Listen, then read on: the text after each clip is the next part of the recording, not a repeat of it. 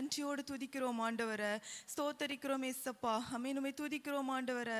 அமீன், காலைதோறும் உம்முடைய கிருபை புதிதா இருக்குமே ஏசப்பா. அமீன், புதிய கிருபையினால் எங்க விசுவாச குடும்பங்கள் ஒவ்வொன்றையும் கர்த்தர் நடத்த வேண்டுமே என்று சொல்லி ஜெபிக்கிறோம் ஏசப்பா. அமீன், தினத்துல அமீன் ஸ்தோத்திரம், நாங்கள் எடுக்கக்கூடிய முயற்சிகள், எடுக்கக்கூடிய காரியங்கள் ஒவ்வொன்றிலும் அமீன் உம்முடைய கிருபையின் கரம் எங்களோடு கூட இருந்து நடத்த வேண்டுமே என்று சொல்லி ஜெபிக்கிறோம் ஏசப்பா. அமீன், ஸ்தோத்திரம் ஆண்டவரை, ஸ்தோத்திரம் ஏசப்பா. உம்முடைய விசேஷித்தமாக பாதுகாப்பின் கரம் எங்கள் விசுவாச குடும்பங்கள் ஒவ்வொன்றின் மீதும் வைக்கப்பட வேண்டுமே என்று சொல்லி ஜெபிக்கிறோம் ஏசப்பா. செய்கிறதான யாத்திரைகள் அமீன் ஆண்டவரை, அமீன் நாங்கள் செய்கின்றதான தொழில்கள் ஒவ்வொன்றிலும் உம்முடைய விசேஷித்த பாதுகாப்பின் கரம் வைக்கப்படுவதாக.